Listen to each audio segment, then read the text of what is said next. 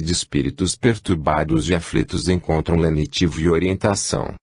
Em face de seu turbilhonamento mental, presos às impressões da vida material, eles não identificam sua nova condição, nem a presença de amigos desencarnados que procuram ampará-los. São sonâmbulos que falam e ouvem, mentalmente desvinculados da realidade em que se encontram. O contato com as energias físicas do médium desperta-os, oferece-lhes momentos de lucidez, permitindo a troca de ideias com o doutrinador. Este não deve ser simplesmente alguém que transmite doutrina, mas um irmão de boa vontade que procura sensibilizar o coração desses espíritos aflitos com palavras amigas e carinhosas, evitando fustigar seu cérebro exausto com informações extemporâneas. Se o grupo for coeso neste propósito, exercitando vibrações de fraternidade pura, os desencarnados experimentarão um brando alívio, animando-se, sobretudo, com a convicção de que há pessoas interessadas em seu bem-estar. A oração em seu benefício, no mesmo clima de piedosa solicitude, completará a ajuda inicial, favorecendo o atendimento posterior dos benfeitores espirituais. A participação em serviços dessa natureza é compromisso que todo espírito esclarecido e consciente deve assumir, em seu próprio benefício. Quando servimos ali com Jesus, servimos-nos do imenso reservatório de bênçãos que a espiritualidade maior nos oferece. Coisa de doido. Você sabe o que é a transcomunicação, amigo leitor? Se a resposta for negativa, não se acanhe. Pouca gente conhece o assunto. A própria mídia prefere ignorá-lo, mais interessada em escândalos governamentais, tricas políticas, noticiário policial. Lamentável. A transcomunicação terá influência decisiva para moralizar o governo, conter os desmandos políticos, reduzir a criminalidade e estabelecer as bases para uma sociedade mais consciente e disciplinada. Como? A partir do contato com os mortos, mediante a utilização de aparelhos eletrônicos que nos permitirão confirmar o princípio fundamental que está em todas as religiões. Colheremos na vida espiritual as consequências de todos os prejuízos causados ao semelhante, submetidos a sofrimentos reparadores. Parece coisa de doido? Engano seu. As pesquisas situam-se tão avançadas na Europa que, muito breve, doidos serão os que insistirem em negar a realidade desse intercâmbio instrumental. Algo semelhante à doidice dos participantes de uma sociedade inglesa para a defesa da Terra plana, que lançaram um manifesto quando os americanos desceram na Lua, proclamando que aquilo tudo era um engodo, que as fotos supostamente batidas em nosso satélite, que mostram a Terra redonda, eram forjadas. Todas as religiões apoiam-se na ideia da sobrevivência. Seus fundadores tiveram experiências místicas e foi a partir do contato com o mundo espiritual que desenvolveram seus princípios. Francisco Cândido Xavier, o mais famoso médium psicógrafo, que escreve sob influência dos mortos, tem estabelecido contato com milhares de desencarnados que, por seu intermédio, conversam com familiares e amigos. Centenas de livros foram psicografados por esse prodigioso linotipo do além. Neles há textos assinados por escritores e poetas ilustres como Humberto de Campos, Rui Barbosa, Olavo Bilac, Castro Alves, Casimiro Cunha, Gonçalves Dias e muitos mais. Observado o princípio segundo o qual o estilo é o homem, esses mortos identificam-se claramente no próprio conteúdo de suas mensagens. Também entre católicos e evangélicos abrem-se, na atualidade, frentes de contato com o mundo espiritual, em movimentos carismáticos que revivem práticas de evocação do Espírito Santo, das antigas comunidades cristãs. Procuram, com semelhantes iniciativas, dar mais consistência à religiosidade ameaçada pelo materialismo avassalante de nossos dias. Tais práticas, ainda que cercadas de rigorosas disciplinas e controles como ocorre no espiritismo, não são aceitas como evidências da sobrevivência pela comunidade científica.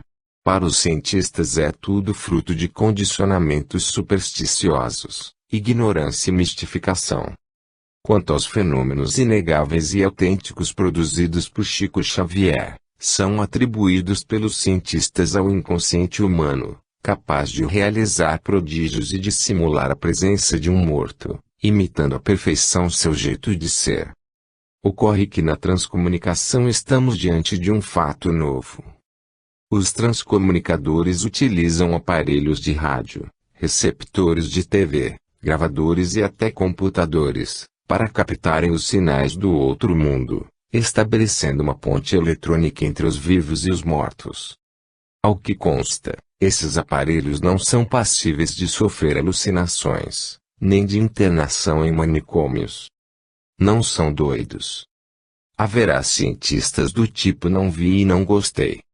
Outros do tipo não acredito, porque não vi, e mesmo que visse não acreditaria. Sei que é impossível. Não obstante, vanguardeiros como Thomas Alva Edison, desses que impulsionam o progresso, sentem a importância dessa pesquisa e estão aperfeiçoando o instrumental necessário. Vale destacar que o grande inventor norte-americano tentou construir um aparelho para o contato com o além. Só não consumou intento, em virtude da precariedade tecnológica de seu tempo. Não é preciso ser profeta para antecipar que a transcomunicação terá grande destaque no próximo século, estabelecendo as bases definitivas para um contato objetivo e inconfundível com aqueles que nos precederam na jornada além-túmulo. Assumindo, então, sua condição de espírito eterno, o homem valorizará a necessidade de autoaprimoramento moral e intelectual, que lhe permitam jornadear feliz nos caminhos do infinito, com radicais transformações na sociedade terrestre. Nesse futuro promissor, será inconcebível um cultivo de ambições e vícios, violências e desatinos, desonestidades e mentiras que fazem a confusão do mundo. Isso tudo será do passado, coisa de doido. O grande milagre. Diariamente, a caminho de suas atividades profissionais, aquele homem passava nas proximidades de uma favela. Observava, penalizado, o desconforto daquela gente humilde, amontoada em barracos precários que ostentavam a estética da miséria e ocultavam pungentes dramas marcados pela fome, a enfermidade e a desolação. Que situação, meu Deus! Como é possível uma existência assim, sem perspectivas, sem esperanças, sem o mínimo compatível com a dignidade humana? E orava, fervoroso: Senhor, ampara esses irmãos desvalidos. Que tua divina providência se faça sentir, minorando seus padecimentos, melhorando suas condições de vida. Um dia, foi assaltado por moradores da favela. Começaram por dar-lhe alguns sopapos que o prostraram inerme. Tiraram-lhe os sapatos, o dinheiro, o relógio, a camisa. De lambuja, surripiaram-lhe a compaixão. Estirado no chão, a gemer dolorido, esbravejava: ladrões desavergonhados! Assassinos! Nunca mais pedirei a Deus por esses vermes. Quero mais é que se danem. Haveria um problema kármico naquela inesperada agressão? Certamente. O karma da omissão, que poderíamos situar como problemas e sofrimentos que colhemos sempre que não desenvolvemos nenhuma iniciativa para debelar males que atingem a sociedade. É notório que, ao crescer na periferia, a miséria derrama-se em violência sobre os centros urbanos.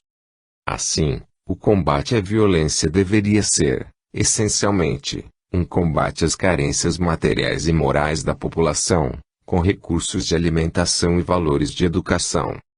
Na questão número 642, de O Livro dos Espíritos, um mentor espiritual que responde a Kardec informa que somos responsáveis por todo o mal resultante do fato de não praticarmos o bem. Se deixamos crescer o mato no quintal de nossa casa, arriscamo-nos a ser picados por insetos e até ofídeos, que ali se instalarão. Mais cedo ou mais tarde, todos acabamos vitimados pelo mal que prospera à sombra de nossa indiferença diante dos problemas sociais, particularmente aqueles que atingem a população carente, segregada nesses nichos de miserabilidade que são as favelas. Dirá você, leitor amigo, que aquele homem não foi totalmente omisso. Afinal, orava pelos favelados. Creio, porém, que isso apenas aumentou sua responsabilidade. Se orava por eles é porque tinha consciência de suas carências. O que esperava? Que Deus fizesse brotar o maná do céu em plena favela. Que abrisse as portas de celestes supermercados. Que materializasse anjos tutelares, para orientá-los. Diz o espírito André Luiz, em psicografia de Francisco Cândido Xavier. Deus atende às criaturas por intermédio das criaturas. Assim, o grande milagre da renovação social, do atendimento às carências do homem, será a nossa decisiva iniciativa em favor do bem comum. Por nosso intermédio Deus poderá revelar-se às criaturas, desde que nos decidamos agir como criaturas de Deus. A violência inicial. O tema violência é a maior preocupação da sociedade atual. Há um clima de intranquilidade, em face do assustador contingente de indivíduos que não vacilam em agredir e até matar, para atingir seus objetivos criminosos. É um fenômeno universal. Nos Estados Unidos, o país mais rico da Terra, onde há amplos recursos para combatê-la, a violência está tão disseminada nas grandes cidades que é temerário transitar por suas ruas no período noturno. Lá, como no Brasil, a concentração de riquezas por minorias, em detrimento de vastos segmentos da população que passam privações, gera incontrolável agressividade, em ondas de criminalidade que conturbam a vida social. Toda a violência existente na Terra, desde os conflitos domésticos às guerras de extermínio, decorre do desamor ou falta de amor. Nessa agressão inicial que praticamos contra nós mesmos, filhos de Deus programados para amar, está a gênese do problema. Amar é pensar no outro, exercitando respeito e buscando atender suas necessidades e carências. Presenciei, no outro dia, cena deplorável. Um homem batia numa mulher em plena via pública. Deu-lhe 2 ou 3 sopapos e partiu, deixando-a estirada no solo. Foi revoltante. No entanto, há uma violência não menos lamentável que praticamos frequentemente, sem maiores repercussões, sempre que passamos por alguém em penúria e o ignoramos. Isso também é desamor. No capítulo 10 do Evangelho de Lucas, pergunta o fariseu a Jesus: quem é o meu próximo? Jesus responde com a encantadora parábola do bom samaritano. Um homem descia de Jerusalém para Jericó, quando foi agredido por assaltantes que lhe tiraram todos os haveres, deixando-o estirado no solo. Um sacerdote passou pelo local, e vendo passou de largo. Também um levita, chegando perto, o viu e foi adiante. Mas um samaritano compadeceu-se dele. Cuidou de seus ferimentos. Conduziu um ferido a uma estalagem. Recomendou ao estalajadeiro que o atendesse em suas necessidades, dispondo-se a garantir as despesas. Jesus termina a narrativa, indagando quem fora o próximo do viajante assaltado. O fariseu reconheceu que fora aquele que usara de misericórdia com o ferido. A expressão próximo significa da mesma condição. Mais exatamente, no presente episódio, a condição humana. Como o próprio fariseu admitiu, a capacidade de compadecer-se é um atributo do homem. Isto posto, se não nos sensibilizamos diante das misérias alheias, precária é a nossa humanidade.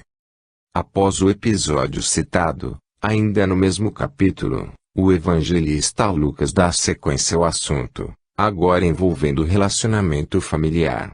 Reporta-se a visita de Jesus ao lar de Marta e Maria, irmãs de Lázaro. Maria empolga-se com a presença do Mestre e o ouve, embevecida. Marta se movimenta, às voltas com os afazeres domésticos. Irrita-se, porque Maria não auxilia. Finalmente, não se contém. Dirige-se a Jesus. Senhor, não te importas que minha irmã tenha deixado que eu fique a servir sozinha? Dize-lhe, pois, que me ajude. A resposta de Jesus é inesquecível. Marta, Marta, andas inquieta e te preocupas com muitas coisas. Entretanto, uma só é necessária. Maria escolheu a melhor parte, e esta não lhe será tirada. A inamorável admoestação do Mestre, dois aspectos fundamentais, que resumem toda uma filosofia.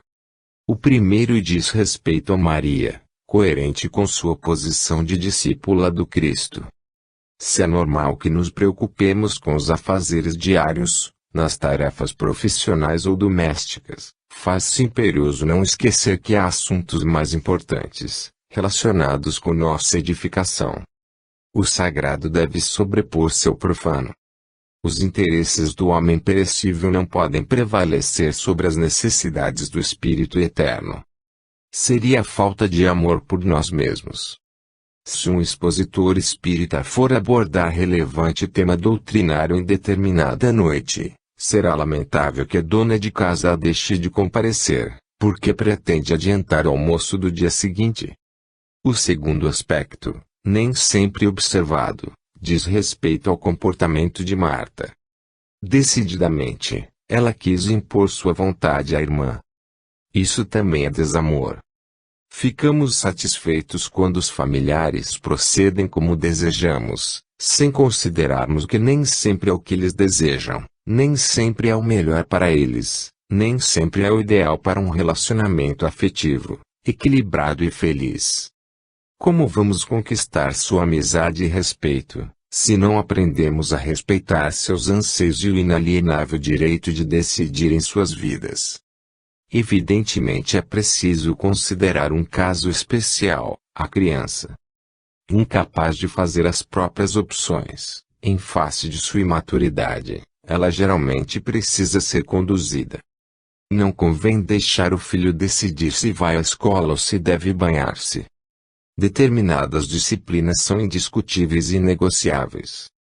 Mas as crianças crescem, e o grande problema dos pais é definir quando é chegado o momento de afrouxar as amarras, deixando os filhos tomar suas iniciativas e definir seus destinos. Talvez o caminho que venham a escolher não seja o melhor, segundo nossa concepção, mas é o seu caminho. Não deve ser o nosso. Como definir isso, se analisamos o assunto pela ótica de nossos desejos, ignorando as necessidades e anseios que moram neles? Isso tudo parece muito complicado. Talvez seja. Mas ficará simples, se exercitarmos amor de verdade. O amor que pensa no outro. O Brasil missionário. As últimas décadas não foram nada promissoras para o Brasil. Os precários recursos de saúde, o ensino público aviltado, a inflação galopante, a corrupção institucionalizada, a violência urbana, a escalada dos vícios, a dissolução dos costumes, a miséria e o infortúnio, o analfabetismo e a subnutrição em que vegeta considerável parcela da população, tudo isso compõe um quadro sombrio e preocupante. Recordamos as revelações do espírito Humberto de Campos, em Brasil, coração do mundo, pátria do Evangelho, que nos fala de gloriosa missão a ser desempenhada por nosso país em favor de uma civilização cristã. Não obstante, ante a atual conjuntura, ficamos imaginando se não há algo de fantasioso nas afirmativas do querido escritor desencarnado, sob inspiração de arraigado nacionalismo.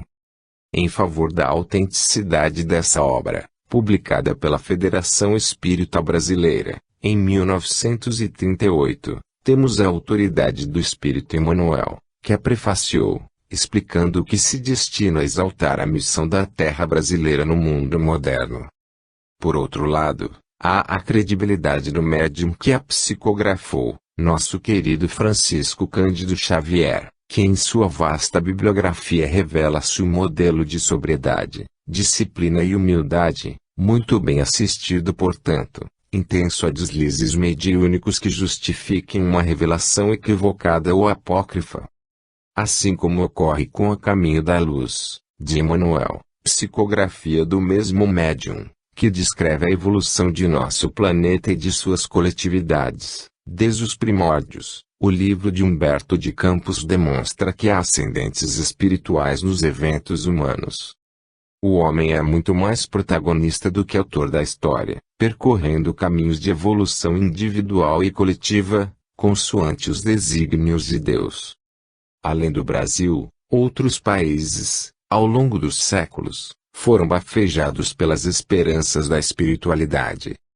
Roma, Israel, Grécia, França, Inglaterra, Estados Unidos, dentre outros, assumiram, em tempo oportuno, gloriosas missões em favor das coletividades terrestres. Infelizmente, nenhum deles correspondeu às expectativas. É que toda missão situa-se, essencialmente, como uma promessa. A concretização depende do missionário. Se este se transvia, a missão fica comprometida, total ou parcialmente. Em tempos recuados, o povo judeu foi preparado para sedimentar na terra a ideia do Deus único, superando as concepções politeístas. Era o ponto de partida para a revelação da justiça, consubstanciada nos mandamentos da lei, recebidos por Moisés, no Monte Sinai. As noções de respeito a Deus e ao semelhante tinham por objetivo fundamental favorecer o entendimento entre indivíduos e coletividades. Entretanto, deixando-se dominar pelo espírito de belicosidade e pelo orgulho de raça, os judeus cristalizaram-se em torno da ideia de povo escolhido, confundindo a responsabilidade de servir os interesses de Deus com o interesse de serem servidos por Ele. Assim, isolaram-se das nações que não podiam dominar e assassinaram os profetas que procuravam alertá-los de seus enganos. O próprio Cristo, anunciado nas Escrituras e aguardado durante séculos, acabou sendo sacrificado, porque pregava paz e concórdia a um povo que esperava um mensageiro de espada na mão, capaz de elevar Israel ao domínio de todas as nações. Destaquem-se, na atualidade, os Estados Unidos, país que sob os ideais de liberdade e fraternidade contidos em sua proclamação de independência, empenhou-se intensamente na realização do sonho americano, a edificação de uma sociedade aberta, livre de preconceitos culturais, sociais e religiosos, na qual fosse alcançado um grau de riqueza material tão alto que a vida deixasse de ser motivada economicamente. Em tal situação, quase utópica, o clássico problema da distribuição de riquezas desapareceria, porquanto todo cidadão desfrutaria de bens capazes de satisfazer suas necessidades. Isso tornaria possível a existência de uma verdadeira democracia, uma sociedade na qual todos os grupos participassem das responsabilidades pelas decisões tomadas. Tais grupos representariam não mais interesses econômicos, já superados, mas interesses culturais e sociais. Pela primeira vez na história teríamos uma sociedade capaz de permitir a vida realmente humana, isto é, dedicada à solução de problemas não materiais, mas relativos ao espírito. Em vários pontos o sonho concretizou-se. A riqueza americana não tem paralelo na história. A democracia funciona, embora com falhas, e a vida cultural e social tem intensidade e extensão notáveis. Lamentavelmente, entretanto, revivendo antigas contradições que caracterizam o comportamento humano, na medida em que a grande nação enriqueceu seu povo e esqueceu os ideais, transformando o dinheiro, que deve ser apenas parte da vida, em finalidade dela. Refletem esse desvio, desde o comportamento do cidadão comum, para o cultimismo money, até a ação de corporações multinacionais, capazes de influenciar as próprias decisões do governo, em benefício de seus interesses. A sociedade perfeita, transformada em mera sociedade de consumo, vive agora o pesadelo da desagregação de seus valores mais nobres, a manifestar-se no anacrônico preconceito racial contra minorias nunca assimiladas e nas loucuras de uma mocidade sem incentivo concreto, cuja característica principal é a falta de valores morais a orientarem sua conduta, levando os moços a buscarem nas aventuras do sexo e nas fantasias geradas por tóxicos e alucinógenos o céu cada vez mais distante de suas mentes inquietas. Acresçam-se as tendências à violência de um povo habituado a matar seus governantes, violência que, segundo estatísticas oficiais, acentua-se tanto que todo americano nascido na década de 90 será vítima de um crime sério, assassinato, roubo ou agressão, desde que viva 40 anos. Diz uma autoridade norte-americana. Nossa sociedade é construída sobre o sucesso e não em alicerces de família ou classes. Quem não tem sucesso é um frustrado, e a frustração é a ama de leite da violência. A violência é o reflexo de nosso exagero na competição e não na cooperação como meio de vida, algo semelhante a dois cães que lutam por um pedaço de osso em vez de o dividirem. No estágio de evolução em que se encontra, dominado por impulsos egoísticos, o homem não consegue vencer o desafio da prosperidade, enveredando por tortuosos caminhos, sempre que dela desfruta. Talvez seja por isso que a espiritualidade concentrou em nosso país espíritos menos preparados para as conquistas materiais, porém mais sensíveis aos valores da fraternidade. Proverbialmente, o brasileiro é menos preconceituoso, mais comunicativo, mais sensível às dores alheias, porquanto ainda não se contaminou com o vírus do individualismo, que caracteriza os povos ricos. Por isso, embora nossas limitações, é no Brasil que a espiritualidade vê a possibilidade maior de revitalização dos ideais cristãos, sobre os quais deverá ser edificada a civilização do terceiro milênio. Os problemas atuais decorrem de nossa imaturidade política e social, mas representam, também, um agitar da consciência nacional, enfatizando os valores da fraternidade e da solidariedade, que encontram acesso mais fácil nos corações sofredores. É como se estivéssemos sendo preparados pela diversidade para as realizações do porvir, inspirando prioridades edificantes às iniciativas nacionais, acima de meros interesses imediatistas. Nesse propósito, o grande desafio a que somos convocados é da moralidade, superando velhas tendências à corrupção, à desonestidade, que caracterizam o comportamento do brasileiro, neste particular em nada melhor que outros povos. Essa moralização, indispensável à superação de nossos problemas, não será alcançada à custa de leis humanas, já que a imoralidade exprime-se justamente na capacidade de burlá-las, em práticas que a sabedoria popular define como o jeitinho brasileiro. Devemos buscá-la a partir da consciência individual, da compreensão de que é preciso respeitar o próximo, não fazendo contra ele nada de que não gostaríamos fizesse contra nós, o que está implícito na regra áurea de Jesus. É impraticável ao Estado fiscalizar todas as balanças em que são pesadas mercadorias comercializadas, evitando que os compradores sejam lesados por quilos de 900 gramas ou menos.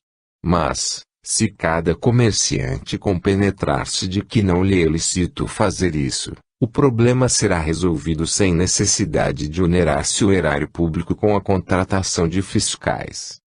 Em todos os setores de atividade em nosso país há muita gente adulterando pesos e medidas na balança de suas ações, no propósito de tirar vantagem. Daremos um grande passo para a solução de nossos problemas, em favor do Brasil missionário, quando cada brasileiro dispuser-se a uma aferição de sua balança existencial, agindo com honestidade e desprendimento. Alguém diria: de que me vale agir assim? Raros o fazem. Estarei em desvantagem. Se Jesus pensasse da mesma forma, não teríamos o Evangelho em que nos ensina, com a irresistível didática do exemplo, que para eliminar o mal é de fundamental importância que alguém comece a cultivar o bem. A doutrina espírita tem muito a nos ajudar nesse particular, oferecendo-nos uma visão clara e objetiva da continuidade da vida no plano espiritual, onde nos serão cobrados os deslizes cometidos na Terra, desde alguns gramas sonegados à balança de nossas ações, às falcatruas cometidas contra a coletividade. Aprendemos com o Espiritismo que agir com honestidade e consciência de responsabilidade é dever elementar, o mínimo que somos chamados a fazer em favor de um futuro feliz, quando a morte nos convocar para a grande transição. Trabalhando por esse futuro, estaremos ajudando a realizar o Brasil missionário. Uma nova sociedade. A fome é um dos maiores flagelos humanos. Infelicita populações imensas, gerando desalento e desespero, violência e crime. No Brasil, a conhecemos sobejamente. Está presente em todo o território nacional, mesmo nos grandes centros urbanos como São Paulo, onde considerável parcela da população faz apenas uma refeição diária, com raras variantes, além do arroz com feijão. São homens e mulheres cuja existência se esvai rapidamente, pele encardida, semeada de rugas que vicejam prematuramente no corpo carente de proteínas. São crianças com precária resistência orgânica, promessas de vida que frequentemente não se consumam, podadas pela fome. Quando sobrevivem, fazem-se arremedo de gente, adultos apáticos, sem iniciativa, sem chances, limitados mentalmente, porque não receberam os nutrientes adequados. Há quem justifique. Certamente pagam dívidas. São espíritos comprometidos com o erro e o vício no passado. Hoje recebem os corretivos impostos pela lei divina. Surrado argumento. Simplista, distanciado da realidade. Faz lembrar os párias, na Índia, miseráveis e irremissíveis, exibindo lamentável conformismo, porque aprenderam que é o seu karma. Submetem-se, supondo que assim fazem por merecer um futuro melhor, como se a indigência fosse passaporte para uma casta superior. A condição humana, o fato de estarmos encarnados na Terra, experimentando as limitações da máquina física, diz-nos que somos espíritos atrasados, imperfeitos, comprometidos com o erro, em penoso processo de depuração. Aqui morejamos por desígnio divino. No entanto, não é da vontade de Deus que as pessoas morram de fome, sofram privações, enfrentem dificuldades quase insuperáveis, para exercitar o sagrado direito à vida. Neste particular, há um problema fundamental, que compromete o equilíbrio da sociedade terrena e impede as pessoas de terem o mínimo necessário à subsistência. Chama-se egoísmo. Impossível uma sociedade funcionar ajustadamente, sem ter a ideia de que cada um deve cuidar de si mesmo, e que se dane o resto. Ninguém é pobre simplesmente porque está resgatando dívidas, porque é mau, porque deve passar privações. Se assim fosse, deveríamos todos estagiar na pobreza. A fome existe, porque na selva sombria dos interesses humanos há o domínio dos mais fortes, de maior iniciativa, que agem sob inspiração do egoísmo. Por isso, há uma distribuição injusta dos bens de consumo, que ficam em poder de poucos, em detrimento dos que não têm o mínimo necessário a uma existência compatível com a dignidade humana. Não há sociedade que funcione assim. Imaginemos uma casa, onde todos os moradores pretendam impor seus desejos, desobrigando-se de compromissos, recusando-se à colaboração, cada um por si, e teremos ali muita confusão.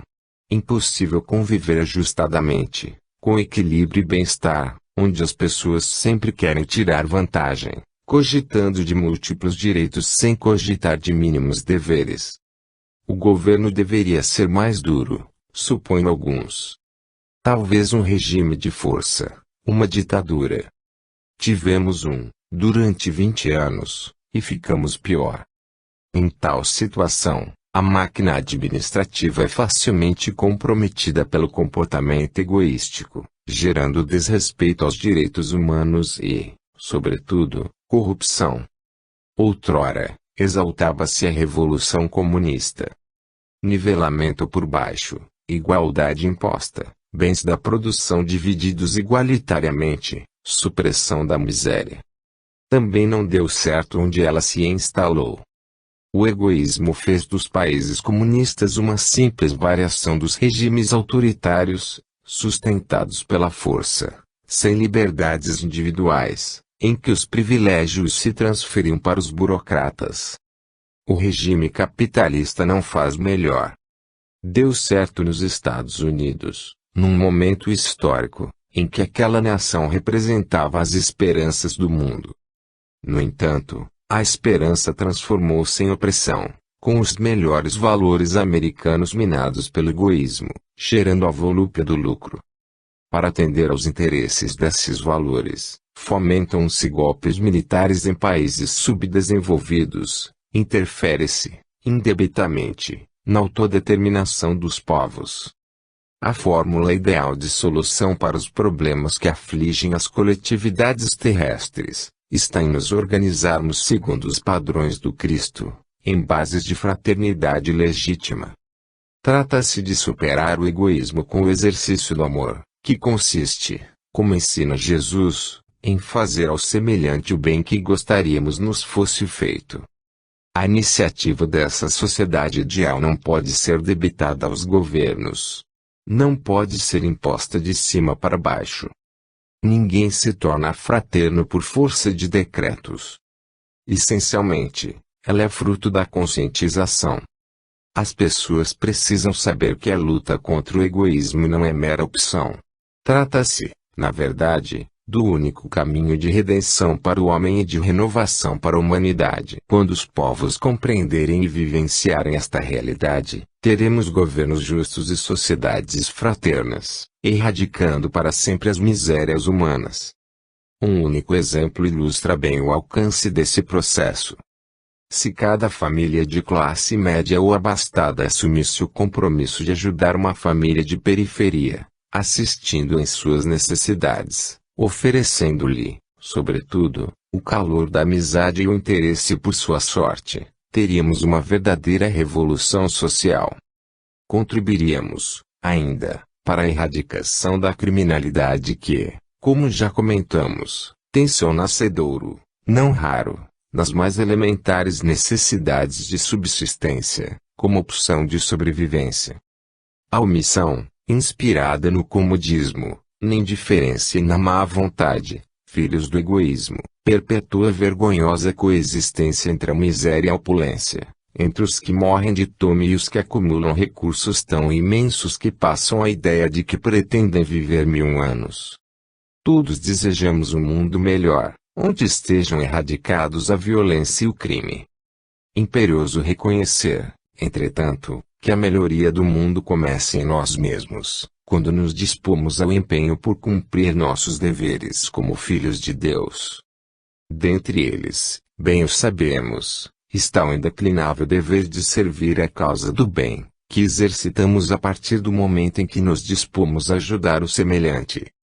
Definindo bem. Folclórico vereador falava, veemente.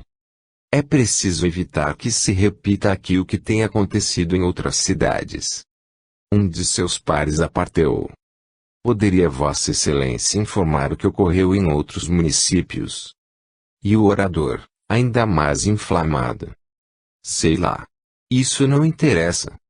Eram apenas vagas conjecturas, que se esfumaram tão logo foi chamado a relatá-las de forma objetiva.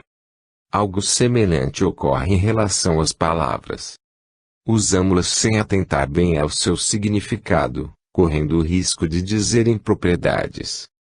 Sócrates costumava confundir seus adversários, convidando-os a definir as expressões que usavam. Acusado de corromper a mocidade, desmoralizou Meleto, um de seus acusadores, demonstrando que nem ele mesmo sabia o que era o bem. Consequentemente, não tinha condições para arbitrar o que seria bom ou mal para os jovens. Certa feita, um expositor destacava, em vibrante palestra, a necessidade de trabalharmos no campo do bem. Alguém perguntou, afinal, o que é o bem?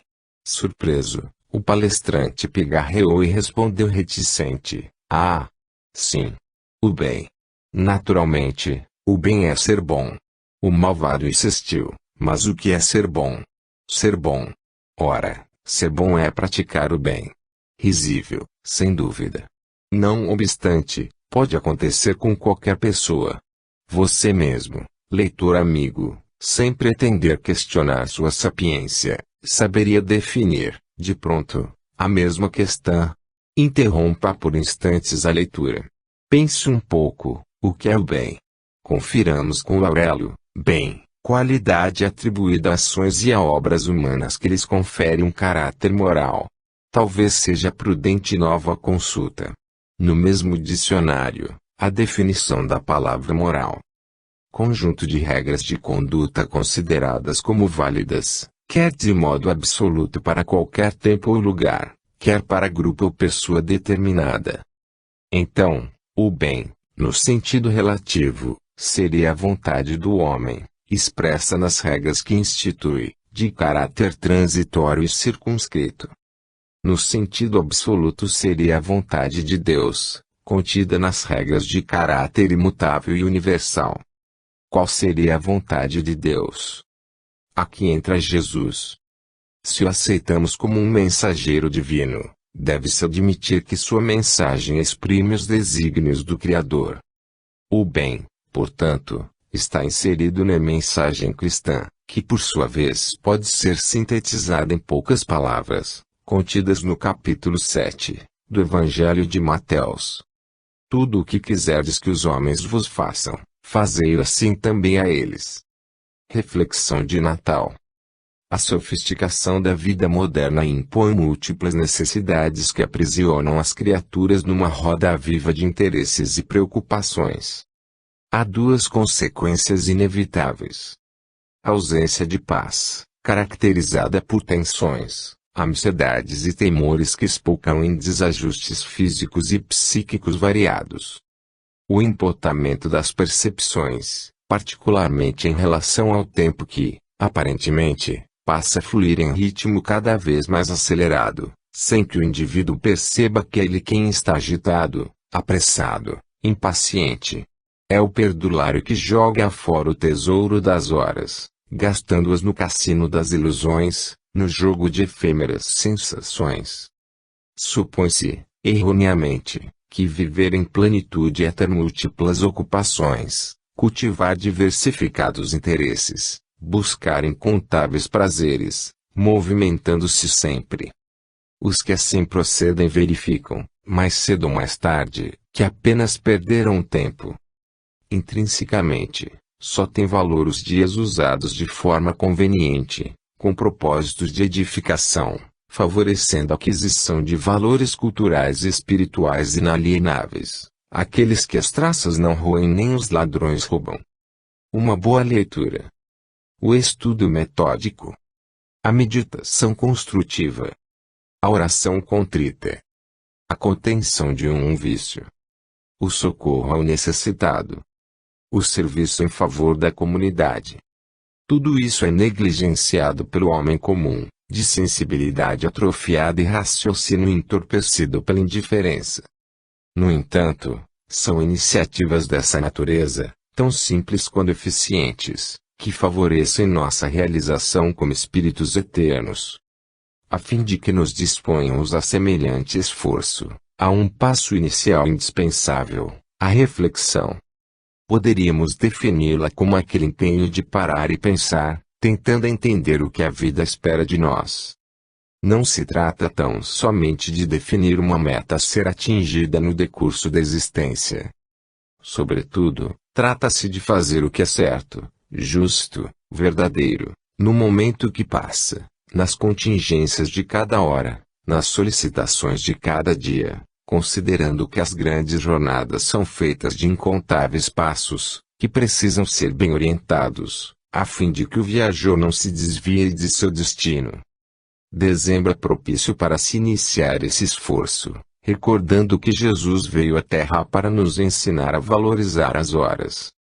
E, sem perder tempo, iniciou sua gloriosa tarefa com a lição da manjedoura, a demonstrar que todas as iniciativas em favor de nossa renovação pedem o exercício da humildade, para que sejam autênticas e produtivas. É reconhecendo a própria pequenez que nos libertamos das cadeias do orgulho e do egoísmo, eliminando impulsos inferiores de agressividade e prepotência, cupidez e vaidade, ambição e avareza, dispondo-nos ao esforço do bem, que se exprime na vontade de servir. Assim, superaremos o embotamento das percepções, habilitando-nos à tranquilidade interior, conforme prometeram os anjos, no Natal sublime. Glória a Deus nas alturas, paz na terra aos homens de boa vontade. Fim.